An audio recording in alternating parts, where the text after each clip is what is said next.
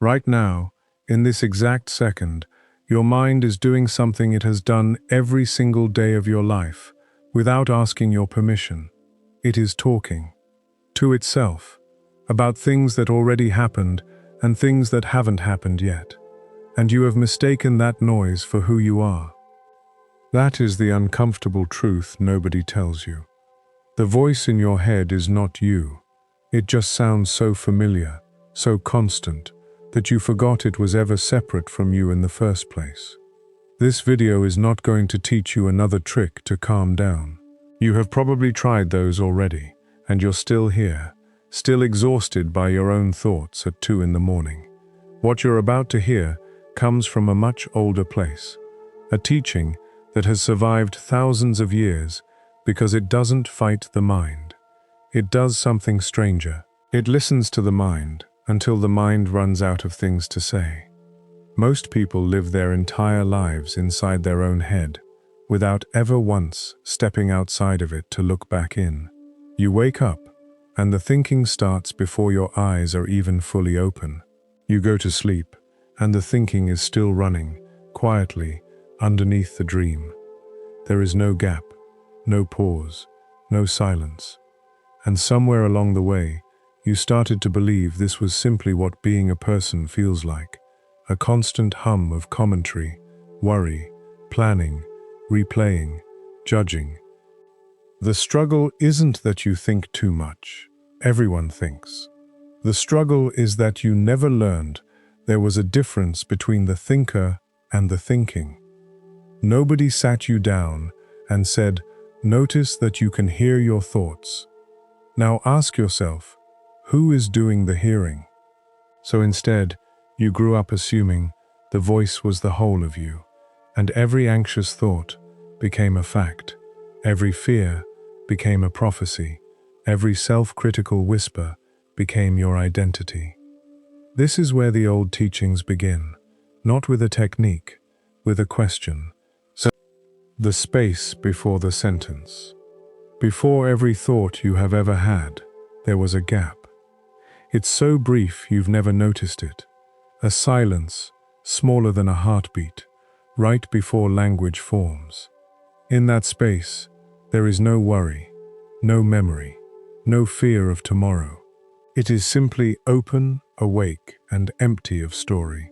You have lived your entire life standing right next to this space, without ever stepping into it on purpose, because nobody ever told you it was there, and even if they had, nobody ever told you how to find it.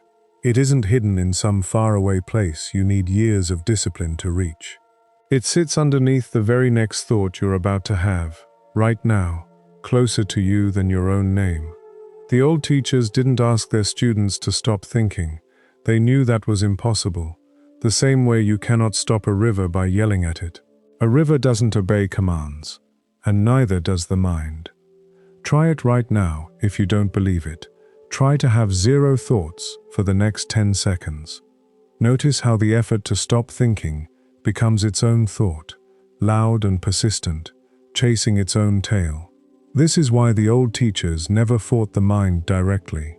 They knew fighting it only fed it more energy, the same way struggling in deep water only pulls you under faster. Instead, they pointed to that tiny gap between one thought ending and the next one beginning, and said, "Live there, even for a second. That is your true home."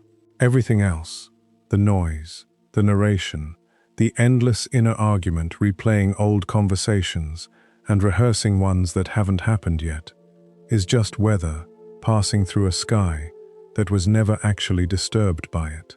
You have felt this space before, even if you didn't have a name for it. It's that strange stillness right after a shock, before your mind catches up and starts explaining what just happened.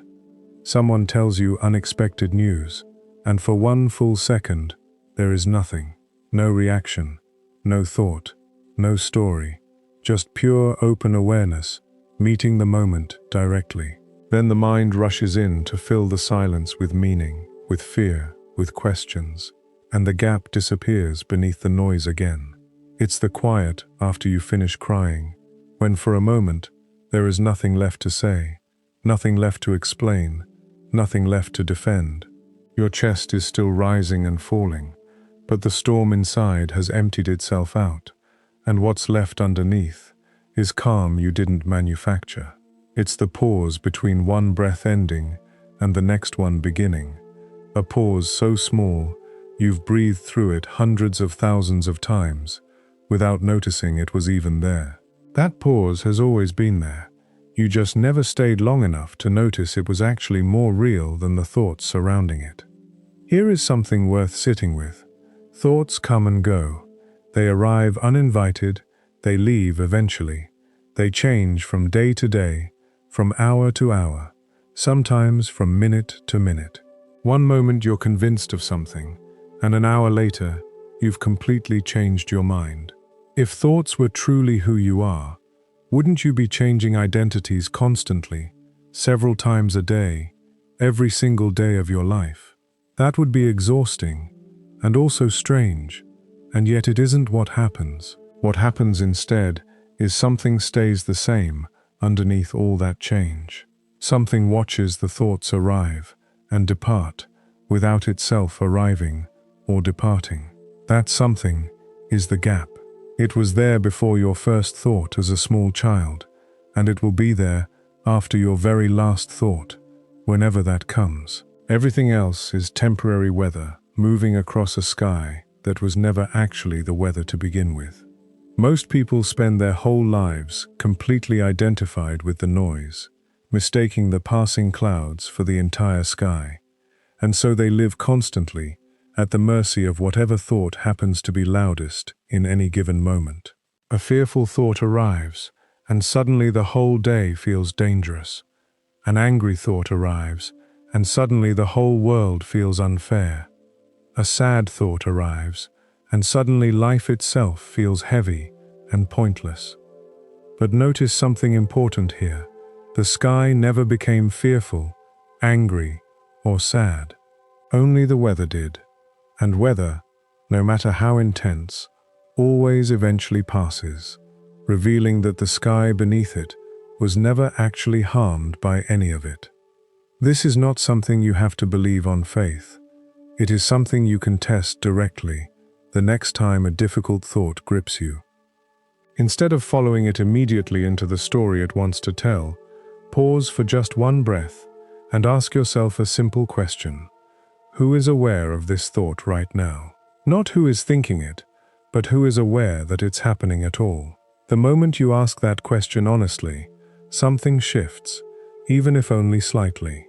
You step back from the thought without pushing it away, and in that small step back, you land exactly in the gap the old teachers were pointing toward all along. This gap isn't cold or empty in the way modern life has taught you to fear emptiness.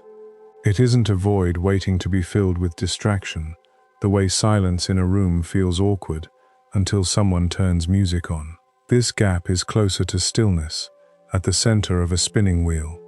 Everything around the center is moving fast, spokes blurring past, but the very middle point stays perfectly still the entire time. You are that still center. You always have been.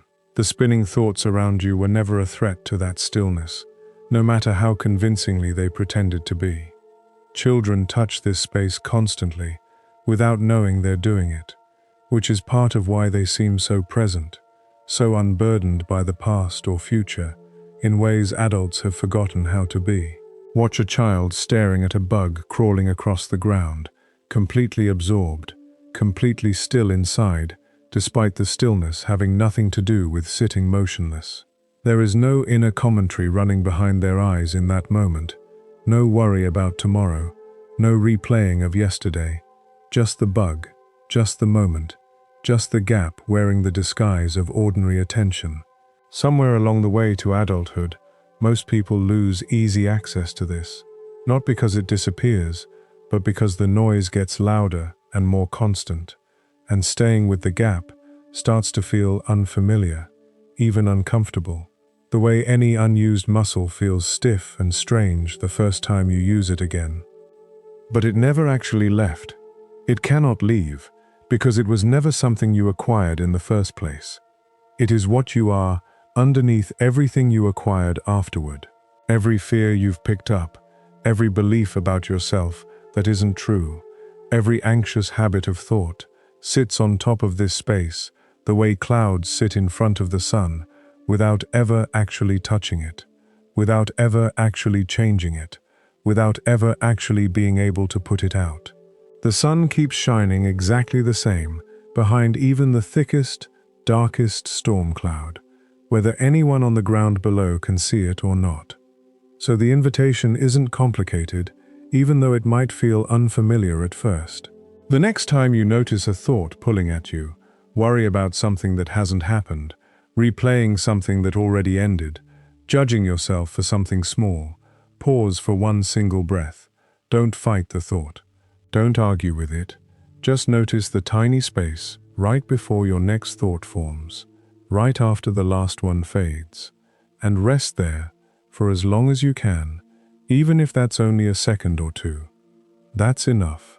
That's the whole practice.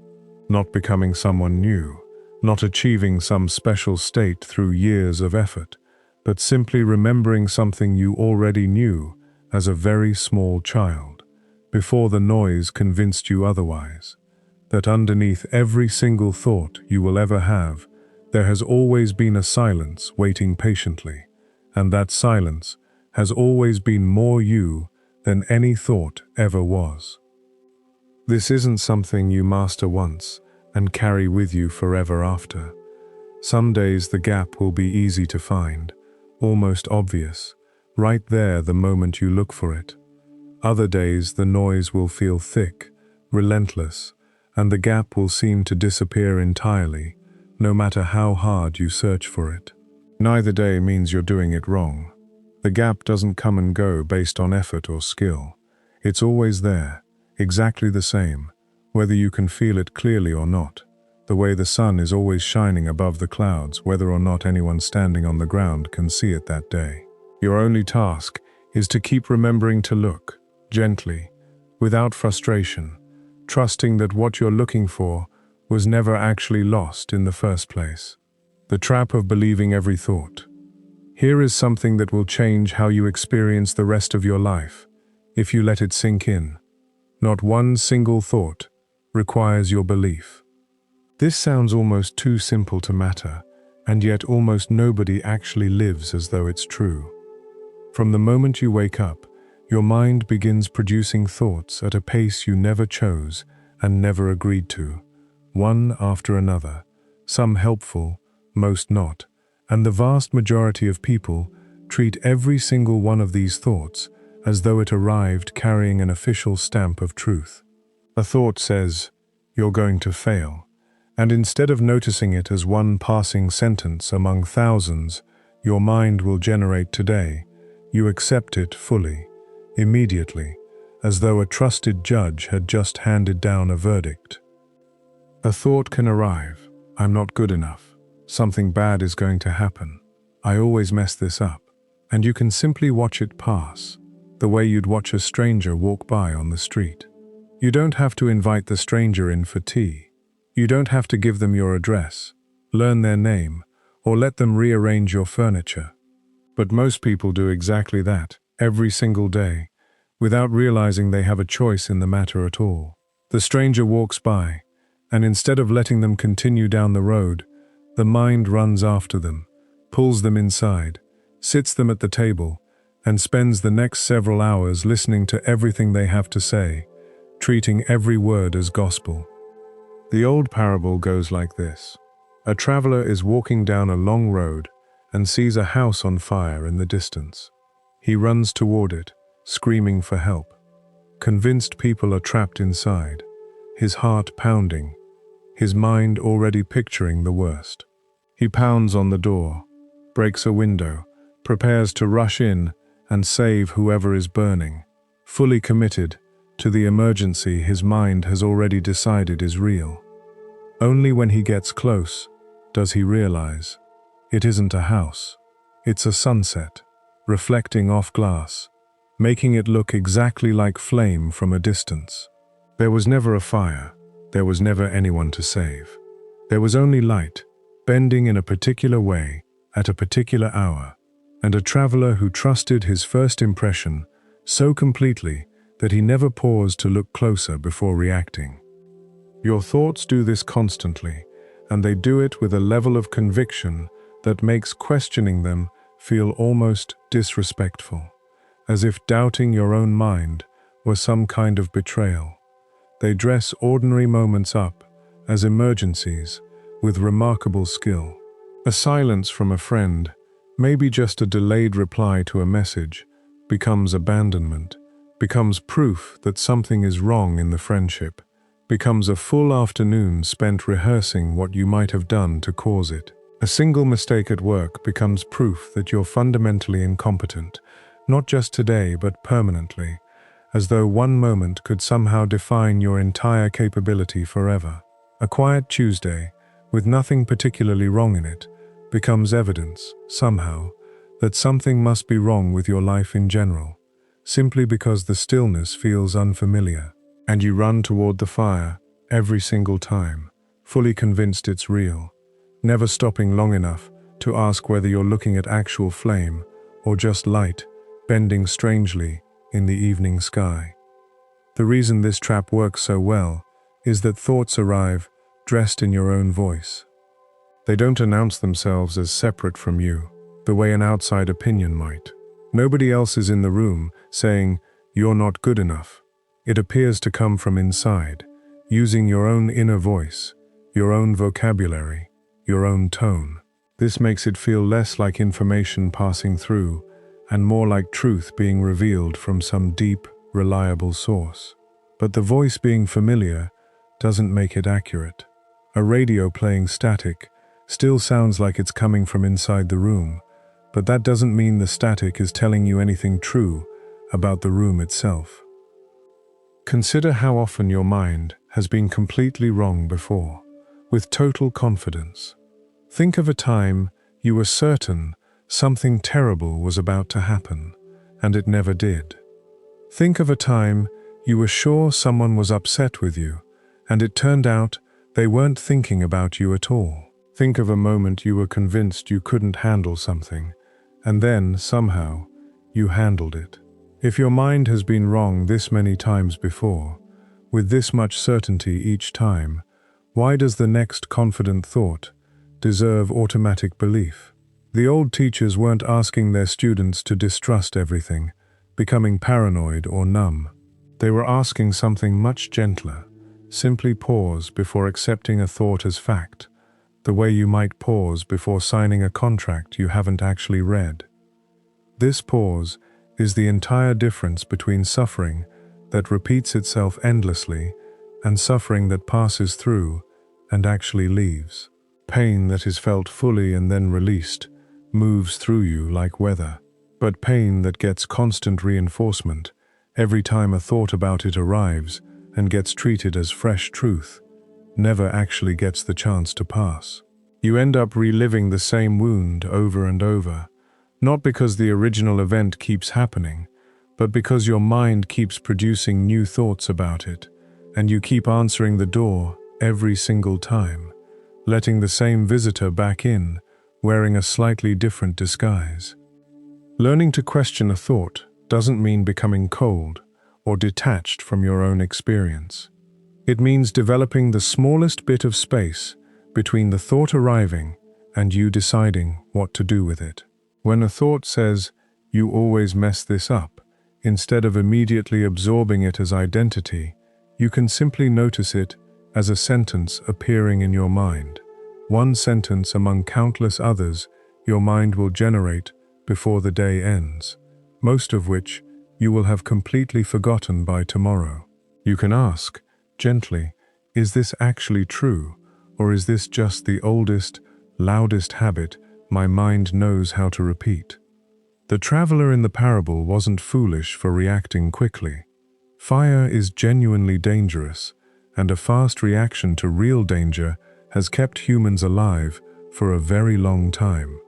The problem was never his instinct to protect.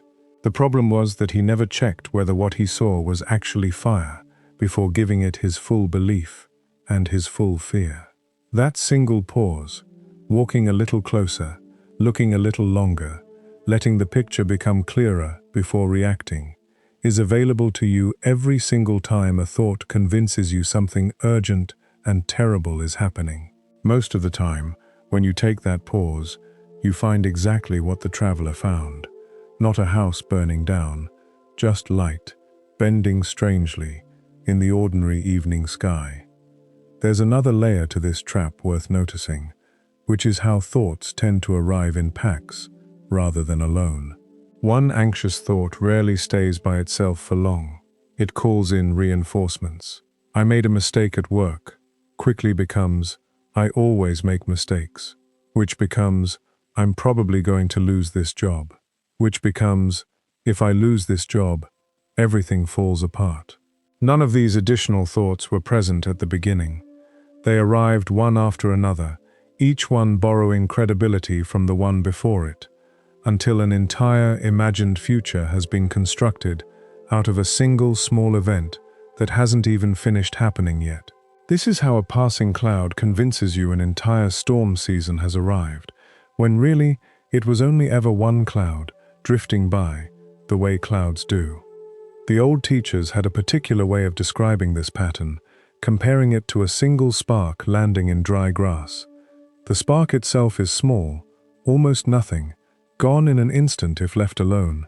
But if the mind keeps feeding it, adding more thoughts, more fear, more imagined consequences, that tiny spark becomes a fire covering the whole field, and the person standing in the middle of it feels certain the entire field was always burning, forgetting it started from something this small. Watching the very first thought closely, before it has the chance to call in the others, is one of the most useful skills anyone can develop, not because the first thought is always false, but because it's far easier to work with one spark than an entire field already burning. None of this means pretending difficult things aren't difficult, or performing calm on top of real pain. A mistake that costs you something real is still a real loss, worth feeling honestly. The old teaching was never about denying reality. It was about noticing the difference between what actually happened and everything your mind adds on top of what happened afterward. The event itself might last a few minutes. The suffering your mind manufactures around it, if left unquestioned, can last for years, replaying itself in slightly different forms every time something reminds you of it, even loosely. There is a kind of freedom available the moment you start treating your thoughts as visitors rather than verdicts. A freedom that has nothing to do with never feeling difficult emotions again, and everything to do with no longer being ruled by every single one that passes through. You still feel fear. You still feel doubt. You still have days where your mind produces thought after thought, insisting something is wrong. But you're no longer required to run toward every single fire your mind points to, screaming for help, breaking windows, before even checking whether the flame is real. Sometimes you get close enough to look, and you find exactly what the traveler found on that long road. Nothing burning at all, only light, doing what light does at that particular hour, in that particular sky. Silence is not empty, it's full of something you forgot. Modern life has convinced you that silence is a void, a lack, something to be filled immediately with music, scrolling, background noise, anything at all rather than nothing. The moment a room goes quiet, most people reach for a phone within seconds, not because there's anything urgent to check, but because the quiet itself has started to feel unbearable, like a held breath that needs releasing. You've likely done this without even noticing. Sitting in a waiting room, standing in an elevator, lying awake at night, and reaching instinctively for noise the second silence appears, as though silence were an emergency requiring an immediate response. But the old teachers understood silence completely differently, and their understanding came from actually sitting inside it for long stretches of time, rather than avoiding it the way most people do today. To them, silence wasn't empty. It was the one place dense enough to hold your entire being without distortion, without editing, without performance. Everywhere else, you are shaped by what's around you. Conversations pull your attention outward. Screens pull your focus into other people's lives. Constant sound gives your mind something external to chew on, so it never has to sit still with itself. Silence removes all of that scaffolding at once, and what's left standing, once the scaffolding falls away, is simply you, without decoration. Think about the last time you sat in true quiet. No phone, no talking, no task demanding your attention, nothing scheduled for the next several minutes. If you're honest, it probably felt uncomfortable within the first minute, maybe even the first 10 seconds. Your mind likely started searching immediately for something to do, some thought to grab onto, some worry to revisit, some plan to review, anything at all, rather than simply remaining still. That discomfort is not a flaw in you, and it doesn't mean something is wrong with your mind specifically. It is simply how loud the untrained mind becomes, the moment it isn't given something external to chase. Like a dog that's been running after cars its entire life, suddenly finding itself with no car in sight. The mind doesn't know what to do with itself at first, and that unfamiliarity can feel like agitation, even panic. But if you stay a little longer, past that initial itch to reach for distraction, something shifts. It rarely happens in the first minute, and often doesn't happen in the 5th minute either, which is exactly why most people give up before reaching it. The noise doesn't disappear immediately. Thoughts keep arriving, one after another, the same way clouds keep drifting across the sky, no matter how long you watch. But something about your relationship to the noise begins to change the longer you remain still with it. The noise starts to sound less like an enemy and more like weather, something happening, something passing through, something you're witnessing rather than something you are. And underneath the weather, unchanged this whole time, patient and quiet and completely unaffected by any of it, is you. This is why the old monasteries were built the way they were. Stone walls thick enough to keep sound from the outside world at bay, wide courtyards with nothing in them but open space and sky, long unbroken hours with nothing scheduled, nothing to accomplish, nothing to check off a list. This wasn't designed because silence was pleasant in some soft, comfortable way. Anyone who has actually sat in prolonged silence knows it isn't always comfortable, especially at first. It was designed because silence was honest, more honest than almost anything else available to a human being. It showed a person exactly what they had been avoiding by staying busy, exactly which unresolved feelings had been buried under constant activity, exactly which fears had been kept quiet by keeping the mind occupied elsewhere. Busyness is one of the most effective avoidance strategies ever invented, precisely because it doesn't look like avoidance from the outside. A person filling every hour with tasks, conversations, entertainment, and obligation looks productive, looks social, looks engaged with life. Nobody questions it the way they might question someone lying in bed doing nothing.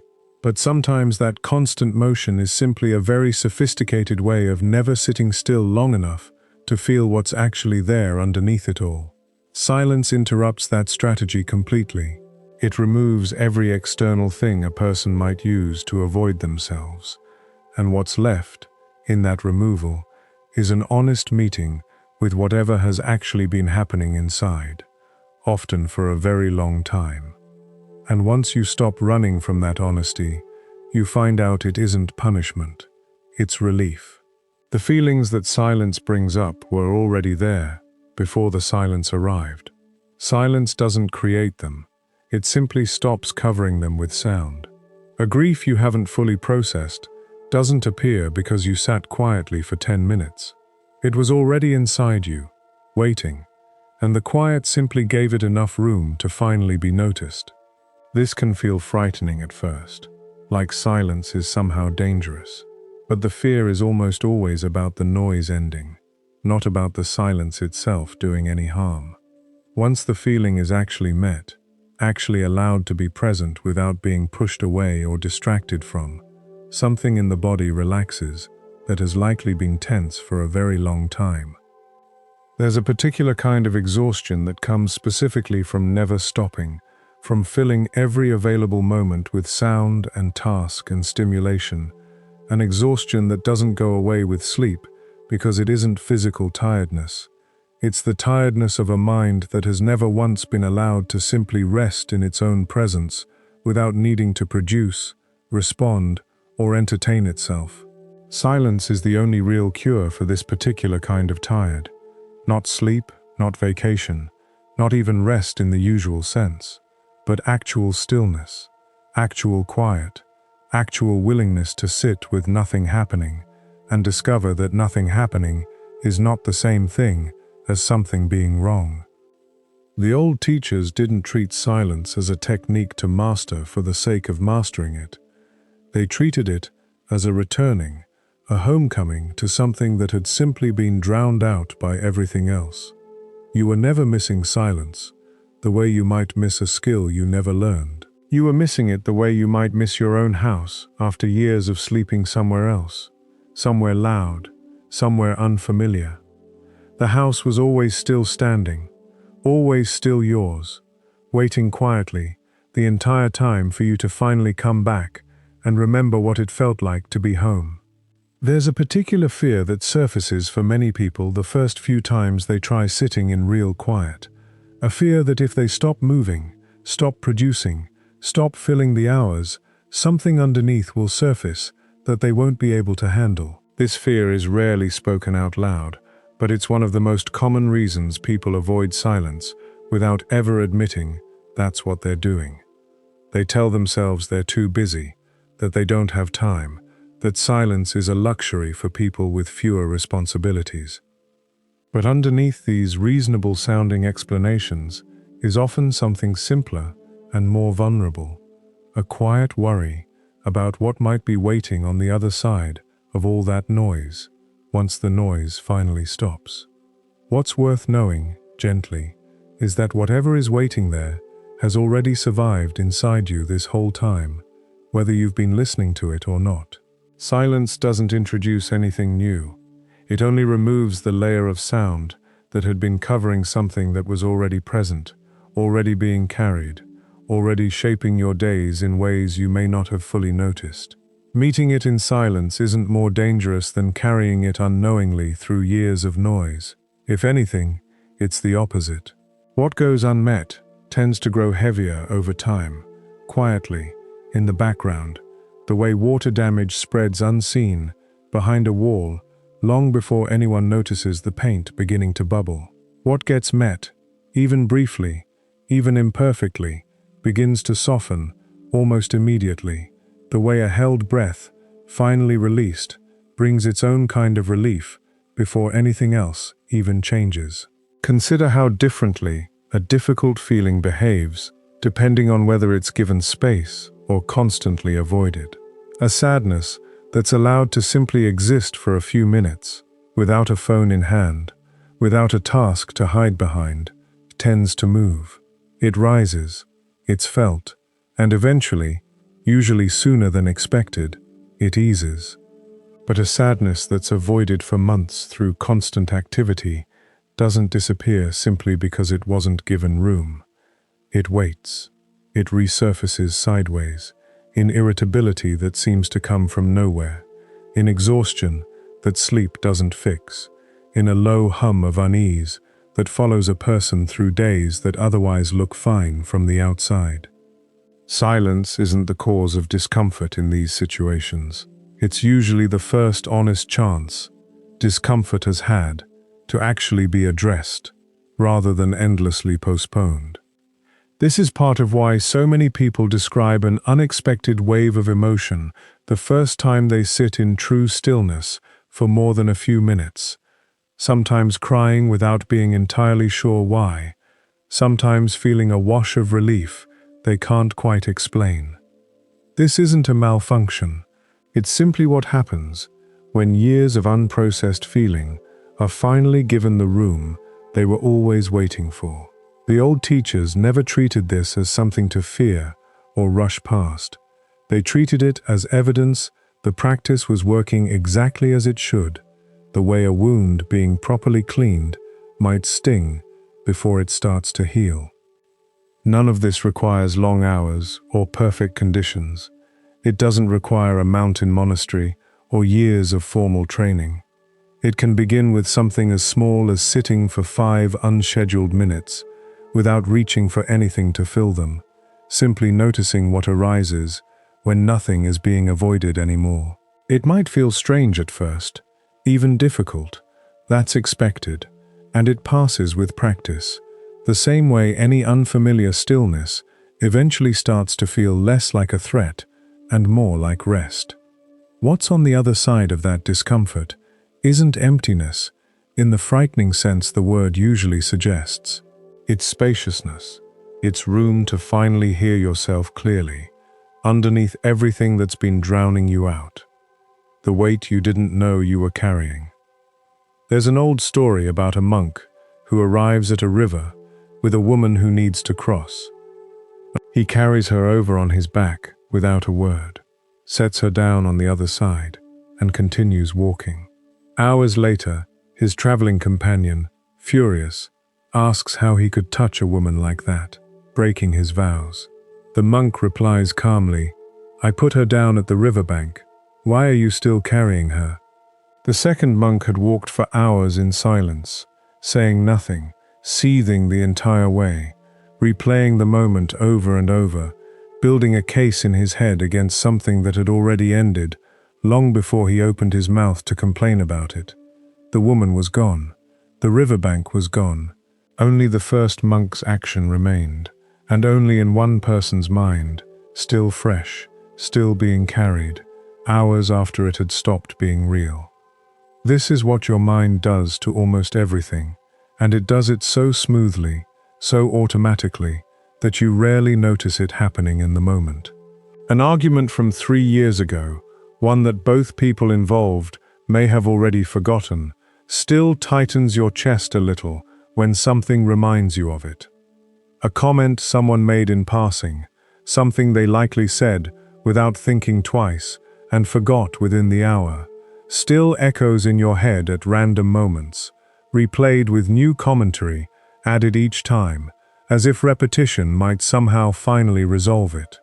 A version of yourself you're embarrassed by, from a decade you've already left behind, someone younger and less certain, still shows up uninvited, coloring how you see yourself now, even though that person no longer exists in any form except memory. You set these things down long ago, or you should have, and yet somehow you're still holding them, still letting them shape your shoulders, your breath, your posture toward the world, the same way a person who used to carry something heavy on one side of their body for years still walks slightly crooked long after the weight is gone. There's a particular kind of tiredness that comes specifically from this, one that has nothing to do with how much sleep you got or how demanding your day actually was. It's the tiredness of a body that has been quietly bracing itself for hours, days, sometimes years, against something that isn't even happening anymore. Muscles that tighten every time a certain memory surfaces. A jaw that clenches slightly whenever a particular name comes up in conversation. A stomach that drops whenever something faintly resembles an old failure, even if the current situation has nothing actually to do with it. None of this is dramatic or visible from the outside. It simply accumulates, quietly, the way sediment settles at the bottom of still water, invisible until you finally look closely enough to notice how much has gathered there over time. The old wisdom doesn't ask you to pretend the past didn't happen. This distinction matters because a lot of well-meaning advice gets this part wrong, suggesting that healing means forgetting, or that moving forward means acting as though something painful never occurred. That was never what the old teachers meant, and it isn't what the monk in the story did either. He didn't pretend the woman never existed, or that he never carried her across the river. He simply didn't keep carrying the moment itself long after the moment had finished. The old wisdom asks something simpler and much harder. Notice what you're still gripping, and ask yourself honestly if it's still yours to carry.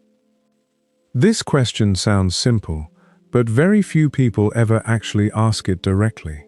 Instead, most people carry their weight unconsciously, never stopping long enough to check whether what they're holding is even still relevant to the life they're currently living.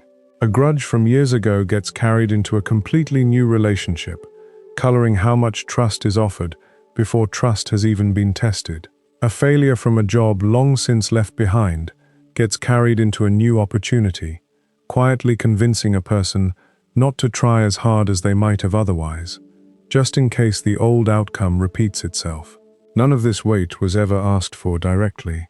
It simply accumulated over time, one unexamined moment stacked on top of another, until carrying it became so familiar it started to feel like part of who you are, rather than something you picked up along the way and never set down. Most of what exhausts you isn't happening now.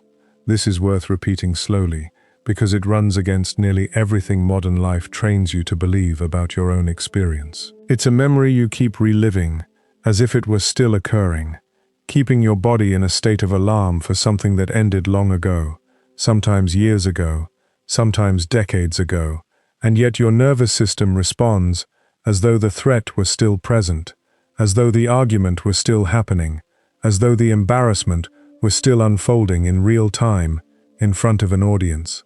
The body doesn't always know the difference between a memory being replayed and an event actually happening, which is exactly why old pain can still produce a racing heart, tight shoulders, shallow breathing, even years after the actual danger, if there ever was real danger at all, has completely passed. Putting something down doesn't require a dramatic ceremony or a perfect resolution. The monk didn't need the woman to thank him, didn't need his companion to understand or approve, didn't need the moment to be neatly wrapped up before he could walk on without it.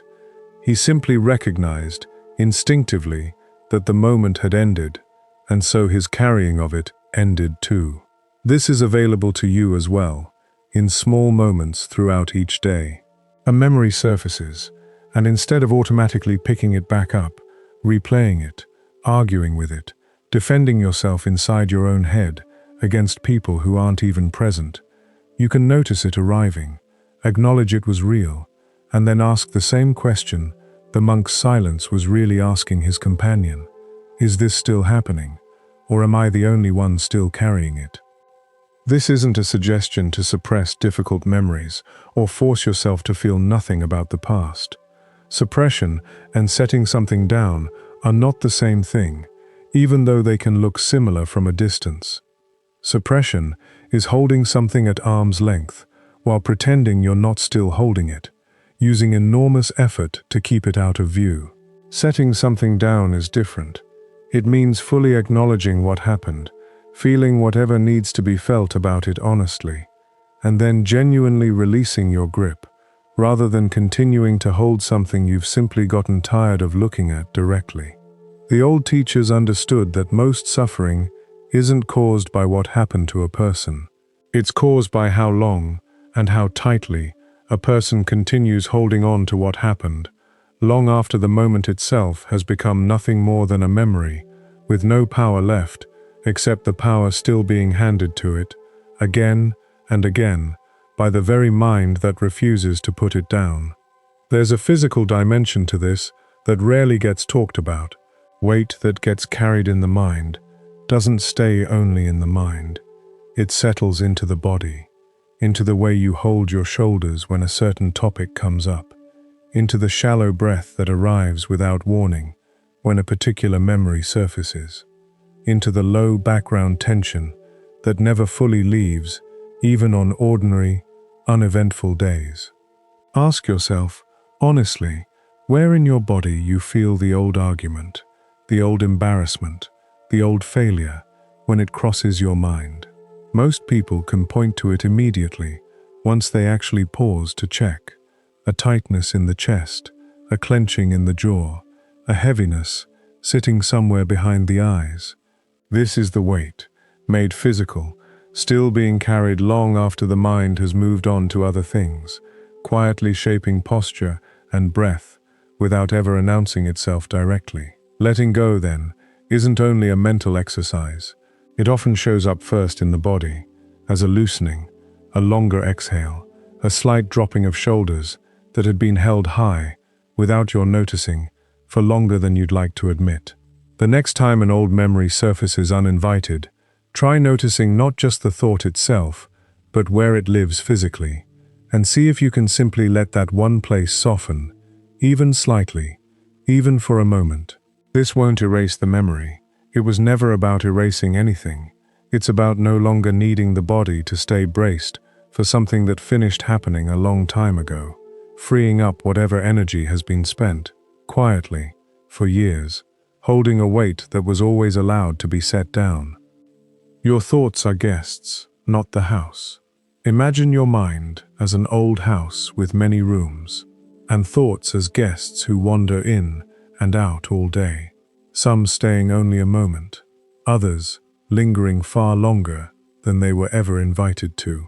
Some guests are calm and pleasant, arriving quietly, sitting for a while, and leaving without disturbing anything. Others are loud, rude, insist on staying too long, try to rearrange the furniture, convinced the house belongs to them the moment they walk through the door. For most of your life, you've treated every guest like the owner, opening the door wide, handing over the keys without question, letting whoever showed up loudest determine the entire mood of the house for however long they decided to stay. You've let the anxious ones redecorate the whole house, convinced they have permission simply because they showed up, simply because they spoke with such confidence that questioning them never even occurred to you. But you are the house. This is worth sitting with fully, because most people go their entire lives without ever separating themselves from the guests passing through. You were here before any guest arrived, standing quietly, fully whole, long before the first anxious thought ever knocked on the door. And you will be here after they leave, exactly as whole, exactly as steady, regardless of how convincingly any particular guest insisted they were staying forever. A thought that says, "You're going to fail," is a guest. It is loud, maybe even convincing, dressed in the confident tone of someone who clearly believes what they're saying, but it does not own the walls. It does not hold the deed. It never did, no matter how many times it's shown up over the years, insisting otherwise. The moment you remember this, truly remember it, not just as a nice sentence you've heard once and nodded along to, but as a lived fact you actually feel in your body. Something in your chest loosens that has been tight for years. This loosening doesn't happen through force. You cannot muscle your way into remembering you are the house rather than the guest. It happens more quietly, through small moments of noticing, again and again, until the noticing itself becomes familiar, becomes almost automatic, the way any new habit eventually stops requiring conscious effort, and simply becomes how you move through the world. Consider how differently you would treat an actual house guest compared to how you currently treat your own thoughts.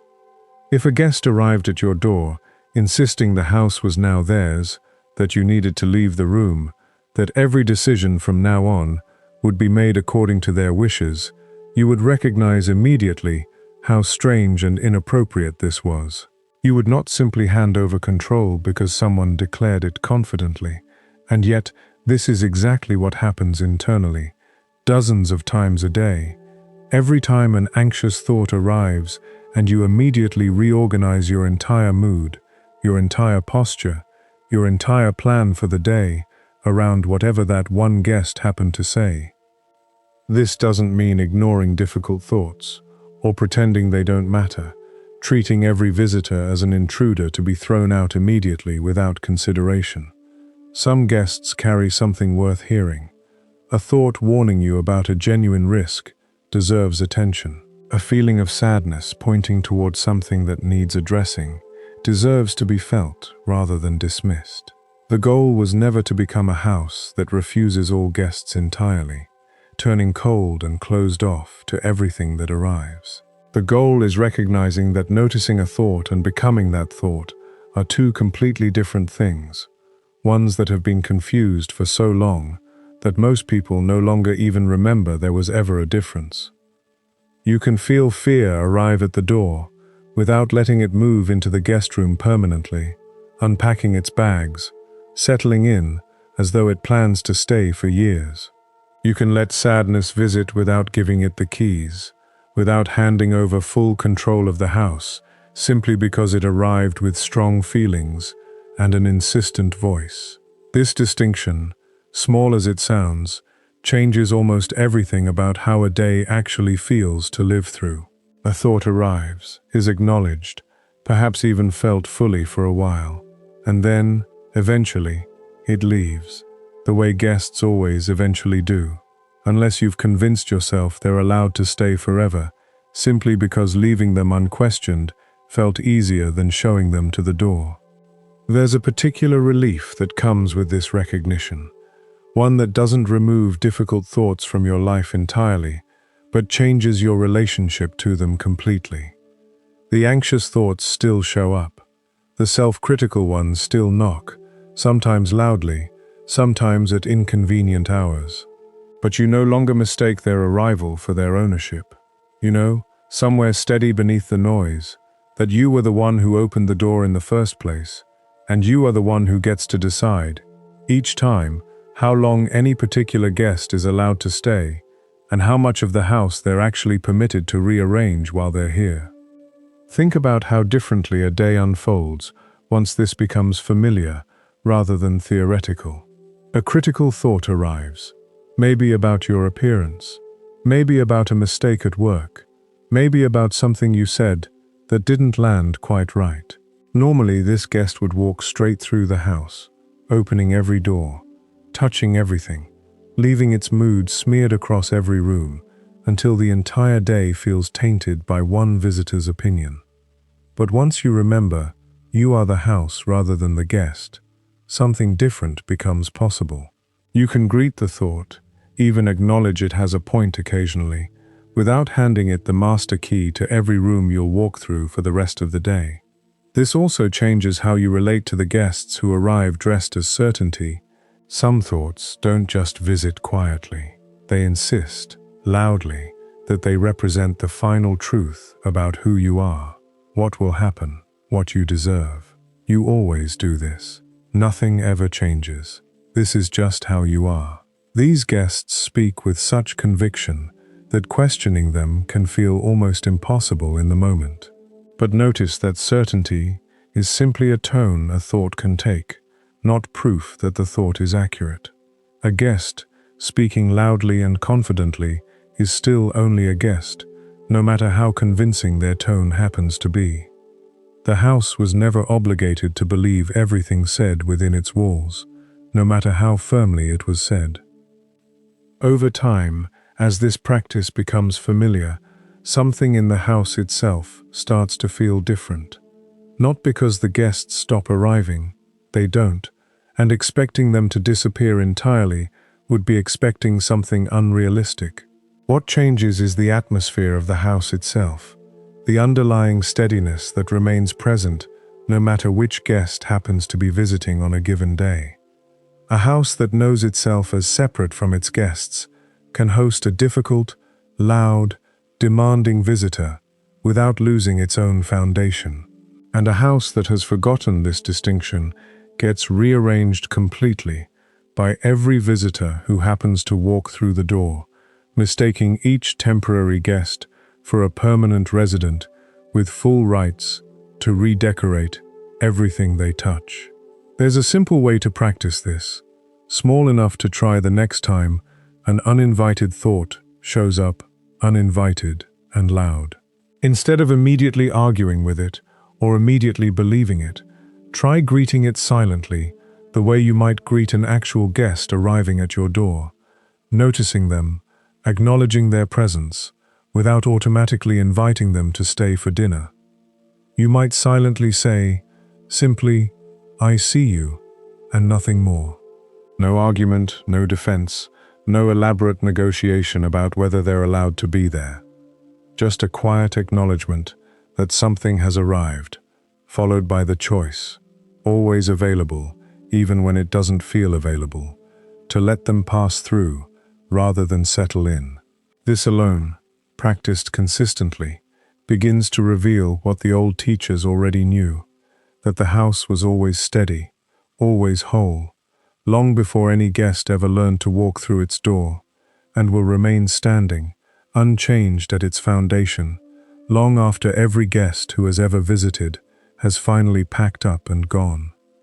The illusion of the urgent mind. Everything your mind produces feels urgent in the moment it appears, without exception, regardless of how minor the situation actually turns out to be, once a little distance is placed between you and it. That email feels urgent, demanding a response before you've even finished reading it fully. That worry about the future feels urgent, as though not solving it immediately will somehow cause the feared outcome to happen sooner. That flash of irritation feels urgent enough to say something you'll regret, as though staying silent for even a few seconds longer would somehow be unbearable. This is one of the oldest tricks the untrained mind plays. It disguises almost everything as an emergency, because urgency guarantees your full attention, pulling you completely into whatever it has decided matters most in this particular instant, regardless of whether it will matter at all by tomorrow. But here's the quiet, uncomfortable question worth sitting with. How many of the emergencies from 5 years ago do you even remember now? Try, honestly, to recall even 3 of them. Most people struggle to name even one, despite having lived through dozens, maybe hundreds, of moments that felt, at the time, absolutely critical, worth losing sleep over, worth the racing heart and the tight chest, and the entire evening spent replaying every possible outcome. How many sleepless nights were spent on a crisis that, looking back, barely left a mark, resolved itself quietly, or turned out to matter far less than it felt like it mattered, while you were lying awake at 3 in the morning, fully convinced the world depended on resolving it immediately.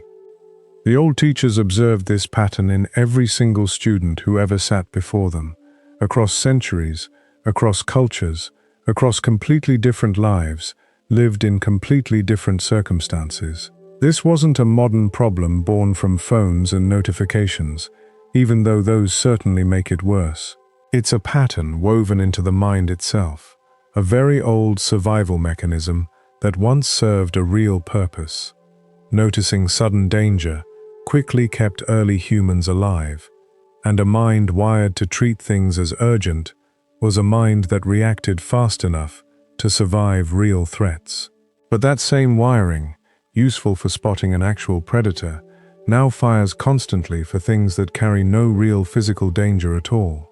An unanswered message, a disapproving look, a small mistake in front of others. The mind manufactures urgency the way a factory manufactures product, constantly, automatically, without ever checking if there's actual demand for it, running at full capacity whether or not anything genuinely dangerous is actually happening. What makes this pattern so difficult to notice from the inside is that urgency doesn't announce itself as false. It feels completely real in the moment, backed by a racing heart, tight shoulders, a mind already several steps ahead, imagining the worst version of how things could unfold. Nobody pauses in the middle of feeling urgent to calmly assess whether the urgency is warranted, because the entire point of urgency, as a feeling, is to bypass calm assessment and demand immediate action instead. This is exactly why so many people, looking back at old decisions made under a feeling of urgency, wince slightly, recognizing now what wasn't visible then, that the emergency wasn't nearly as large as it felt, and reacting immediately rarely produced a better outcome than pausing might have. Learning to pause before reacting to that manufactured urgency is not weakness, even though it can feel that way in a culture that often rewards fast reaction and treats hesitation as a flaw. It is one of the most powerful skills a human being can develop because it interrupts the automatic chain reaction between thought, emotion, and action. A chain that, left unexamined, runs the same predictable pattern every single time. A thought appears, an emotion follows immediately, and an action gets taken before there was ever a real chance to ask whether the action made sense at all. Most regret, if you trace it back carefully, comes from exactly this chain running uninterrupted, from mistaking the feeling of urgency for actual urgency and acting accordingly before slowing down enough to check. In that pause, that same tiny gap we talked about earlier, you get to choose your response instead of simply being dragged by it, pulled along by whatever feeling happened to arrive first and loudest. This pause doesn't need to be long. Sometimes a single breath is enough, just enough space to ask one honest question. Will this actually matter in 5 years, or even 5 days? Most of the time, the answer becomes obvious the moment the question is actually asked, because urgency rarely survives contact with genuine reflection. It's only in the absence of that pause that urgency gets to run the whole show, convincing you, again and again, that this time, finally, the emergency is real, right up until enough time has passed to reveal, quietly, that it never actually was. There's a useful test worth applying whenever something feels urgent. One the old teachers might not have phrased this way, but would certainly recognize. Ask whether the situation requires action in the next few minutes, or whether it only feels like it does. A house genuinely on fire requires immediate action. A message left unanswered for an hour, a decision that can wait until tomorrow morning, a worry about a conversation that hasn't even happened yet. These rarely meet that standard, even though the body reacts to them as though they do. Most of what feels urgent in a given day turns out, on close inspection, to be important perhaps, worth attention eventually perhaps, but not actually requiring the frantic, immediate response the mind insists on in the first instant it appears. This distinction between important and urgent matters more than it seems. Important things deserve real attention, real care, real time given to them thoughtfully. Urgent things demand attention immediately, often at the expense of everything else, regardless of whether they actually deserve that level of priority. The untrained mind blurs these two categories together constantly, treating nearly everything as though it belongs in the urgent pile, which leaves almost no energy left for the things that are genuinely important, but don't come wrapped in that same frantic packaging. A meaningful conversation with someone you love rarely announces itself as urgent. A slow walk that clears your head rarely feels pressing. And yet, these are often the things that matter most, quietly overlooked, in favor of whatever happened to shout the loudest that particular hour. Learning to recognize manufactured urgency for what it is doesn't happen instantly, and it isn't a skill you master once and keep forever without practice. It's something built slowly, moment by moment, each time you catch yourself reacting, before pausing and choose, instead, to take that single breath first. Over time, this pause stops requiring conscious effort and starts becoming simply how you move through a day, steadier, less reactive, less at the mercy of whatever thought happens to shout loudest in any given moment. The emergencies keep arriving, because the mind will likely never stop manufacturing them entirely. But you, increasingly, stop believing every single one automatically, and that difference alone changes almost everything about how a day actually feels to live through. There's a quiet kind of strength that grows from this practice, one that rarely gets noticed by anyone else, because it doesn't look like strength in the usual sense. It doesn't look like winning an argument quickly or reacting fast enough to seem decisive. It looks like pausing when everything inside you is shouting to react immediately. It looks like waiting one more breath before sending the message you'll likely regret, before agreeing to something out of pressure rather than genuine willingness, before treating a passing feeling as though it were permanent fact. Nobody applauds this kind of strength in the moment it happens, because it's invisible from the outside, a small internal choice made quietly, again and again, until it eventually becomes the way a person simply moves through their days. But over months and years, this small, repeated pause reshapes almost everything. Fewer regrets, fewer reactions made from a place of manufactured panic, and far more room for the things that were always actually important, patiently waiting underneath all that borrowed urgency for their turn to finally be noticed. What the mountain knows that you've forgotten. There's a reason the old teachings so often point towards stillness found in nature, rather than stillness found in effort. A mountain doesn't try to be calm, it simply is, regardless of the storms that pass across it, regardless of the clouds that gather and disperse at its peak. The mountain never once believes it has become the storm.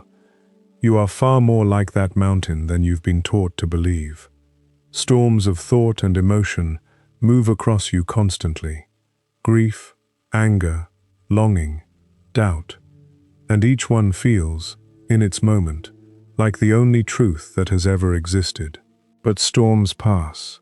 They always have. What remains underneath every single one of them, unmoved and unchanged, is the same quiet ground that was there before the storm began and will be there long after it ends. This isn't a metaphor meant to comfort you emptily. It's a description of something you can verify for yourself the next time a difficult emotion arrives. Notice it, let it move through fully, and then notice, when it has passed, that you are still exactly where you were. Nothing about your essential being was actually damaged by the weather. Only your attention was, for a while, completely consumed by it. Here is the insight the entire teaching has been circling around. The one thing worth remembering, even if you forget everything else in this video. You have spent your whole life trying to fix, silence, or outrun your thoughts, believing that peace was something you'd finally reach once the noise stopped. But the noise was never actually the problem. The problem was that you forgot you were the sky, and you started believing you were only the weather. Peace was never something you had to build from nothing. It was never a destination waiting somewhere far ahead of you, reachable only after enough self-improvement, enough success, enough control over your circumstances. It was already here, underneath every anxious thought you've ever had, the same way the sky is already there, behind even the darkest storm cloud. You didn't lose it, you just stopped noticing it was still holding everything else in place. That is the whole secret the old teachers were pointing toward. In 1,000 different stories, across 1,000 different lifetimes. Not become peaceful. You already are. Just stop mistaking the noise for the whole of who you are. Coming back to the gap. Remember the space before the sentence, that tiny silence, smaller than a heartbeat, sitting right before every thought you've ever had. It was never something you needed to create. It was never far away, hidden behind years of practice or discipline you don't yet have. It has been with you this entire time, patiently, underneath every version of yourself you've ever been. Anxious, exhausted, overthinking, afraid. You started this video believing the voice in your head was you. If nothing else stays with you, let this stay. You are the one who hears the voice. You were here before it started talking, and you will still be here in the quiet after it finally, eventually, runs out of things to say. The fire on the road was never really a fire. It was just light, bending strangely in the evening, and you were the one who chose to keep looking closer until you saw it clearly for what it actually was. Subscribe if this found you at the right moment. There's more of this waiting for the mind that's finally ready to listen to itself differently.